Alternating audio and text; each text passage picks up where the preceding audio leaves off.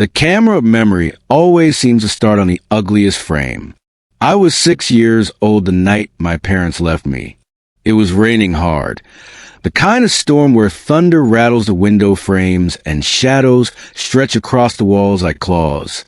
"Pack your things quickly," my father barked, throwing a small backpack at me. My mother wouldn't even meet my eyes. She stood in the corner, arms folded, biting her lip. I thought maybe we were going on a trip. But kids can sense lies, even when they don't understand them. Something in the way my mother kept trembling, in the way my father's jaw tightened as he muttered curses under his breath, told me this wasn't a vacation. The car ride was long. I remember staring out the rain-streaked window, clutching my stuffed rabbit, listening to the sound of wipers. My parents didn't speak a word to me. Not one. We stopped in front of a big, old house, the kind you see in Gothic novels. It belonged to Aunt Eleanor, my father's sister. She was wealthy, eccentric, and to me, she always smelled faintly of lavender and old books. When the door creaked open, Eleanor stood there in her silk robe, eyebrows arched. "Henry, Claire, what's the meaning of this?" My father shoved me forward. "Take her. We can't do this anymore." And just like that, he turned. My mother hesitated, but when he snapped, "Claire," she followed him back to the car. I screamed, high, broken, desperate, clawing at Eleanor's robe, begging for them to come back. But the car sped away, taillights vanishing into the storm. That was the last time I saw my parents. At least until 15 years later. Life with Aunt Eleanor wasn't easy, but it was safe. She was stern, sharp-tongued, and demanded discipline, but she gave me something my parents never did. Stability. She sent me to good schools, paid for my braces, made sure I never went hungry. But more than that, she instilled a strange kind of resilience in me, that the world owed you nothing, and the only way to survive was to carve your place in it with grit and brains. I didn't know until much later just how wealthy she truly was. When she fell ill, cancer, stage 4, she refused to go quietly. Eleanor fought, stubborn to the end, but eventually even she couldn't bully death into retreat. I held her hand during her last night, listening to her rasp, "You're stronger than you know, child. Remember, people reveal who they are when money's involved." I didn't understand what she meant, not until the will was read. The lawyer sat across from me in his mahogany-paneled office, spectacles glinting. He cleared his throat. "To my beloved niece, who has been more a daughter to me than anyone else in this world, I leave everything." I blinked. Everything. He smiled faintly. Her estate, her accounts, her properties, all holdings, everything. The words echoed in my ears. Eleanor hadn't just been comfortable. She was rich, very rich. Mansions, land, investments worth millions. Overnight, I went from a struggling college student working part-time at a bookstore to an heiress. I should have felt joy, but grief smothered it. I would have traded every cent to hear her scolding voice again, to smell lavender and books one more time. I didn't know it yet, but that fortune would soon drag ghosts from my past back into the light. It started with a knock on the door. I had just moved into Eleanor's grand estate, still getting used to wandering its echoing halls. When the sound came, 3 heavy knocks. I opened the door and froze. Standing there were 2 faces I hadn't seen in 15 years. My parents. My father looked older, heavier, hair graying at the temples.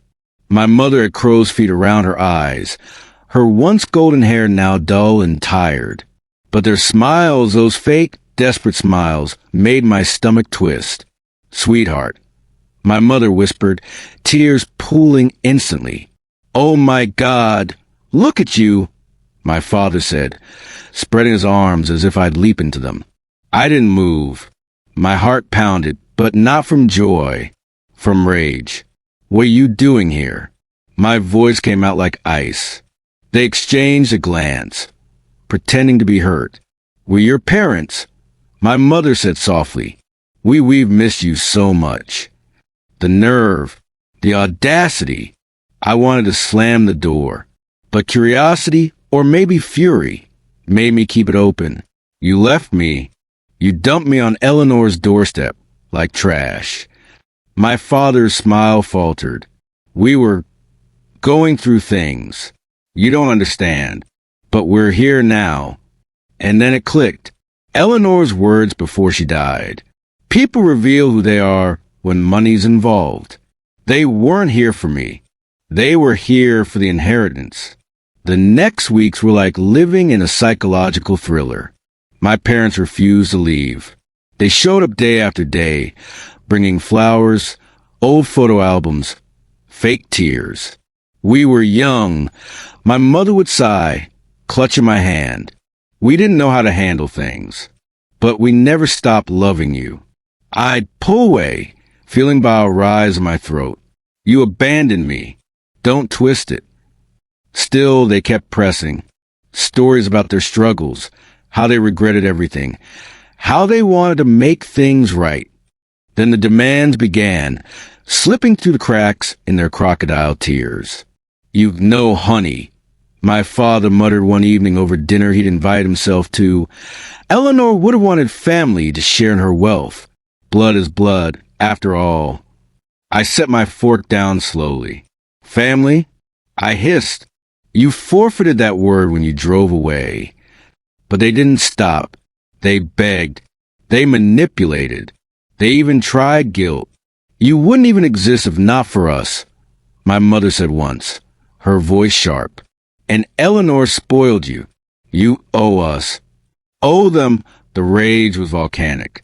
I wanted to scream, to throw them out, but a darker thought took root instead. Maybe, I could turn their greed against them.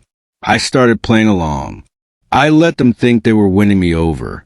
I invited them to dinners, smiled at their forced jokes, even let my mother hug me. Inside I was boiling, but I kept the mask tight. Maybe you're right, I murmured one night, swirling wine in my glass. Maybe families should stick together. Their eyes lit up, like wolves catching the scent of blood. It didn't take long before they grew bolder. My father started talking about investments, joint ventures we could do together with my inheritance. My mother dropped hints about moving into Eleanor's estate, just until we find our feet. And then came the moment I'd been waiting for. I told them I wanted to add them to my accounts.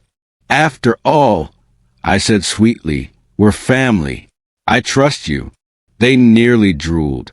The paperwork I handed them looked official.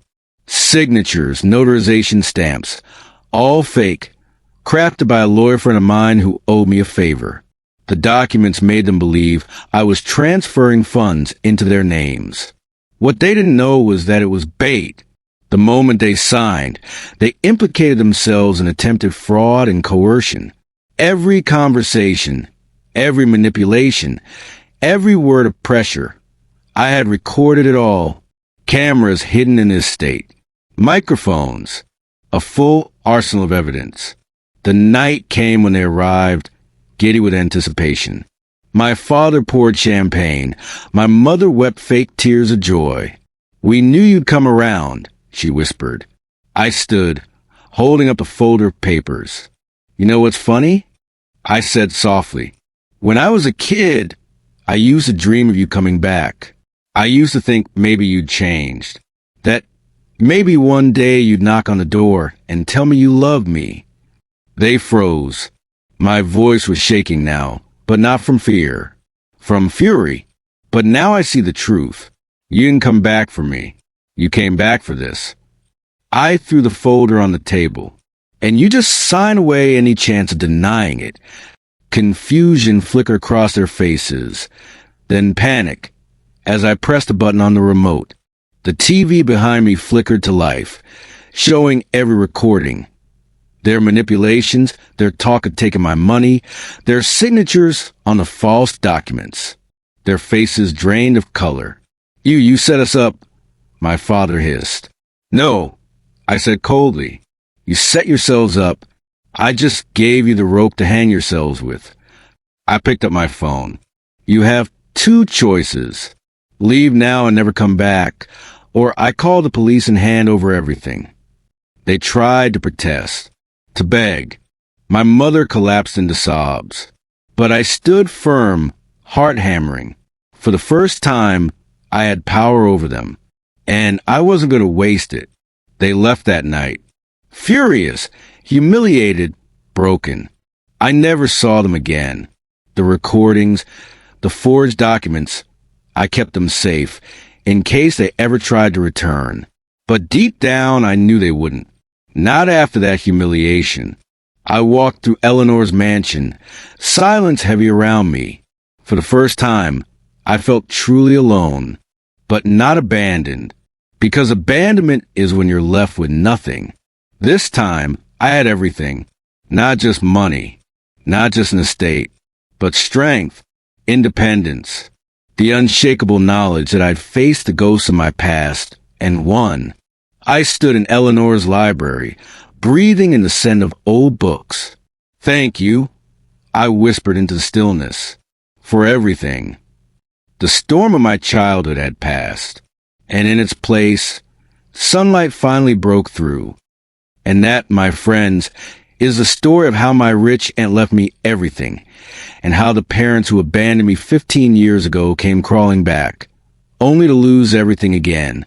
If you enjoyed this roller coaster of betrayal, revenge, and justice, make sure to hit that like button, subscribe, and turn on notifications so you never miss another story. Because trust me, the next one might be even wilder.